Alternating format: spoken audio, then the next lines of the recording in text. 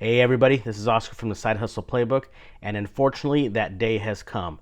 In this video we're going to show you what we had to do to fix a print head clog that we got on our Ricoh RI 1000 DTG printer.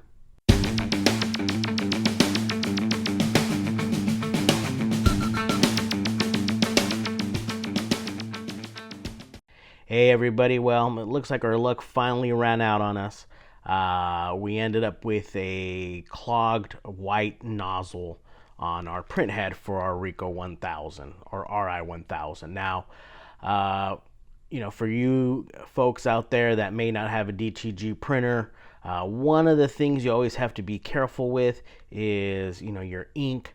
That's why you have to shake the white ink. There's different things that you got to do to try to keep that ink from drying on you and then clogging up your print head.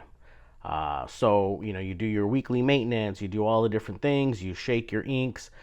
Each printer is a little bit different. So for us, with the Ricoh RI 1000, we do our weekly and monthly. We do our shakes of the ink every day, twice a day. It's like every 12 hours. And you have to keep humidity up. So trying to do all that, to ensure that you don't clog a head. And then the other thing is you want to be printing on a regular basis. So when you're not printing, or if you're going to be gone for a while, you got to put cleaning solution into your lines. That way you don't clog anything, right? Your ink doesn't dry up on you. So unfortunately for us, and I'll show some photos right now. I actually had done a weekly cleaning. So everything was going good, and I did a weekly cleaning. And after I did that weekly cleaning, I could not get the white to, on the nozzle check. It always had a gap in the same spot over and over. Tried manually cleaning again, going in there, being as detailed as possible, and I just could not get it to go. So reached out to Ricoh support. What they advised me to do is basically use the print carriage, but rather than just put liquid in there and sit it in, and attach it to the print head, they told me to actually use the lint-free wipes, roll them up a little bit, almost like little cigarettes or cigars type thing, but soak those in the cleaning solution and then put that up. So I guess like trying to suck out, any ink in there or absorb any ink. So we're going to go ahead and do that. We'll go ahead and go through that process. Now, they're advising me to do, 7 days or as long as I can, right? The longer, the better. So what that means is for 7 days, we can't use this printer. So for our onesie, twosie, orders that we get for the different brands, it's not really a big deal in the sense that we can go print on demand and get those out. So that's why, like I've said before, I always kind of have my print on demand accounts still going and open just in case. Now, there is a big order that I have to do by the end of 2 weeks. It's 30 shirt order for a family reunion type thing. So there's a little bit of pressure here. So I'm going to go 7. I think I might be able to do 10 days. That'll give me plenty of time to still order shirts, and hopefully, and that's assuming everything's good, and then we can print the shirts out with plenty of time. If I can't get the clog out, we might be in a little trouble. And at that point, I'm, just to give the client enough time, I might just tell them, hey, I had to cancel your order because our machine's not working or whatever.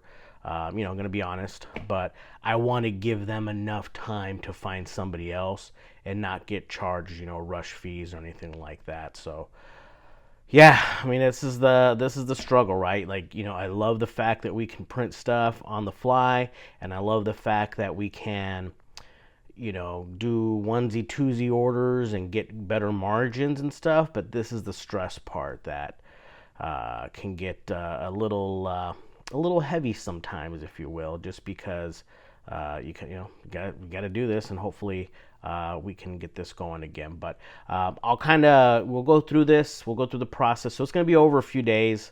Like I said, we're going to do like a 7 to 10 day. And then if we are able to get it going, I'll chat about at the end of this video basically what I think caused the clog. I'm pretty sure I know exactly what happened, and we'll go through there. So stick around, and let's go ahead and start getting this nozzle soaked up with some cleaning solution and see what happens.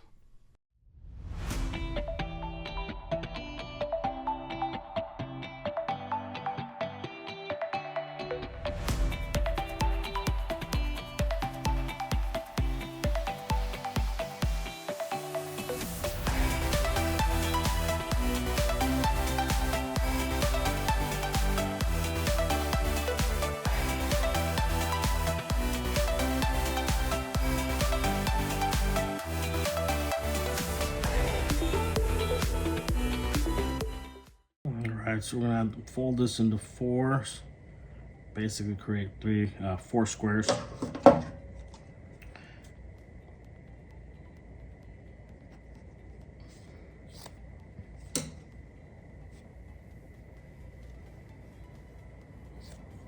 This is where your art class in kindergarten comes in handy.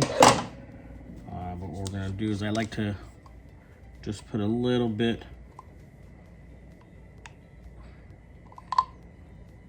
and then what I do, just to do it a little bit quicker, is I'll get two of them. I'll soak them in there. Then I'll get the next two, soak them in there, and then I'll separate them. You want them moist, but not completely drenched, so it's a little hard to do since you're dealing with liquid. So what I'll do is I'll usually just kind of put them on this paper towel, let them dry a little bit. Oh, one thing I forgot to do, which I'm gonna have to do now. These by themselves as is will be a little bit big.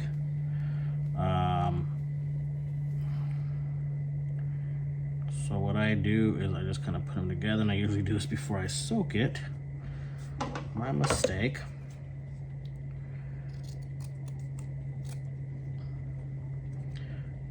Alright, so then I'll use these to take off what I have already.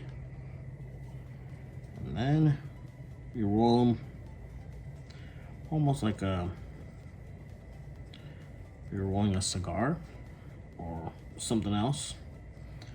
You just kind of put them in there. That's why I take off a little bit extra. That's why I did that last cut, just to make them where they fit in perfectly. These ones are, I think I did a little smaller than I should have, because you do want it to be a little bit bigger, because this is what's going to go on your print head, right?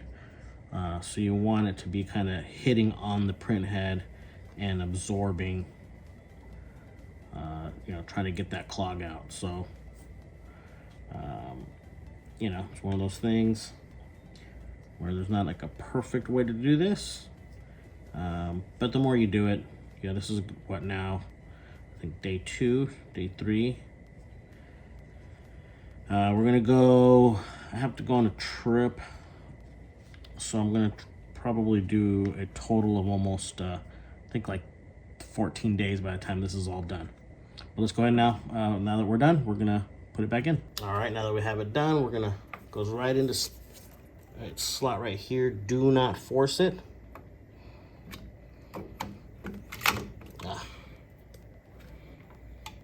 One hand is a little tough. There we go. Clips right in. All right, everybody. So we've gone about 7 days. Actually, probably no. I think we're closer to 10 days. You can see there's some of the remnants that we did yet last night. So what we're going to do now, according to the support, is we're going to replace the cleaning cartridges. So I shook up our white ink again. Gave it a good shaking, just to make sure everything is good. And we'll go ahead and put in the white ink back in, take off the cap, and we'll see what happens. So hopefully the goal is We'll have to do a couple heavy cleanings, and then after that we should be able to do a nozzle check, and hopefully at that point everything's good to go. So let's go ahead and take these out. Let's see if I can do this with one hand.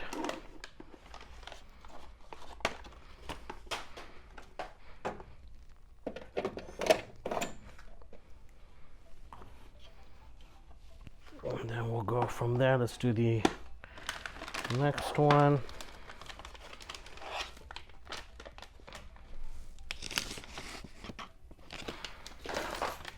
Sorry about my dog there. I should have set this up as a tripod, but my bad. No big deal. This is how we do it. Give it one last shake. Now I've shook these for a couple minutes already. All right, we'll put that one in. Now the main thing though is do not forget, we got to take the cap off, or we'd be asking for trouble. So we got the cap off. All four there are good. So let's go ahead and turn it on and let's see what happens. All right, here we go. Moment of truth. So let's see if this A comes back up online. And then after that, we'll do a couple of cleanings per the tech support recommendation. And then we'll do the dreaded nozzle check and see if we're back up and running. All right, so I've waited a few minutes. Nothing seems to be happening here. According to support, I would put them in and they would start charging on their own. Doesn't look like that's happening. So first thing we need to do, and maybe it's not recharging because what we want to do is our ink, I emptied it out, and we're going to go ahead and now put it back down to 0. Okay. Still nothing there, so let's go ahead and manually charge the ink. We're only doing white. And then it says it'll take about 26 minutes. Do you want to run this? Yes. All right, and there we go. So let's see what happens here. And then after this is all done, hopefully my lines will be good, but we'll see. All right, so the lines are full. Everything's back online. So now we're gonna go and do a strong head clean like they suggested. And then after this, so we'll do strong clean it. We're gonna do everything. We're gonna do all the colors just to get everything going. And let's do start. We'll let this go and then we'll do our nozzle check. All right, so just ran our first nozzle check after the heavy clean, and it looks like we are back. This is much better than what we had, as you guys remember from the first images I sent you guys. So this is great. Very excited. Very excited. We're back in business. All right, so like I said, really excited to finally have our printer back. We'll go ahead and start printing some shirts because I need to get that order done now that we look like we're good. So what we'll do is go ahead and just start printing, strike while the iron's hot, and see if we can get this order out on time. So all my supplies are in. We'll go ahead and get that going. And like I said, it's not a huge order, but it's a good size one. About 30 shirts that we'll need to be doing. And you know, was definitely stressed out a little bit. You know, I guess that's the whole thing of being a side hustler or an entrepreneur. You know, when you have to deal with stuff like this. But back to what I think was the cause, or what I'm pretty sure is the cause. So I believe with the AC in here in the garage, which I put in about a year ago, you know, it does get hot at times, especially right now in the summer months. And I've been using the AC a lot over the last few months, to the point where I just kind of turn it on during the day. And, you know, that way when I get home, it's nice and cool and I can get right to work. What I'm noticing though is when I'm getting home, my humidity level on the machine is very low, like in the low 20s, which is not good. Ideally, you want to have it over 40. You know, if you can get it in the 35 range, I think that's still safe, but ideally you want to be over 40 so you prevent any clogs or the ink drying up on you, the white especially, right? That's the one that gives you the problems. That's why we got to shake up those cartridges to kind of keep things moving. I do have an AC unit that is, I can access wirelessly. So what I'm thinking I'm going to be doing is, number one, not turning it on until I absolutely really have to. So if it gets super duper hot where I think the machinery, I have a computer in here, is going to have issues, then I'll turn it on. And then I have a little humidifier here that I also have. I think I've been using it, but I always had it in the low setting. So I think it's just with the AC going, it was just too much for it and just couldn't keep up. So we'll kind of keep that going all the time on low. And when I turn on the AC, we'll go ahead and crank it up at high. Might get a second one because, like I said, it's a standard one, but I like it because I can control it again via an app from my phone at work, and it just makes it easier where if I need to adjust some things, I can get it going. So maybe I'll buy a second one. I also see a lot of folks are like putting like little tents, little canopies around their printer to try to keep that humidity in there. Might look into that. I'm not sure. I'm gonna see, I'm gonna see how this plays, and I'm just basically gonna look and see when I get home, where's my humidity at on the printer itself. Is it in the 30s, to low 40s? Then I'll be happy. If it's still in the 20s, then I may have to look at getting some type of canopy or some type of contraption to try to keep the humidity around the machine a little higher. So yeah, I mean, overall happy with Ricoh support. They definitely helped us out. Their instructions, except for that one spot where it didn't automatically do things, were pretty much spot on. But it did take us out for a while. So that's one of the things to always remember with these machines. I'm glad it's not a print head. That would be very expensive. But for now, we're going to keep going. I think another thing that we'll be doing is I did have a dead period where I wasn't printing many shirts. If I run into one of those again, I'm just going to print some stuff out. So whether it's stock for a brand that we have, there's a couple popular ones that we have, I'll just print some of those out, or just print shirts for friends and family just to keep the machine moving. I think that's the other issue that we're running to as well. So I hope you found this video useful. I'm hoping you guys don't run into a clog.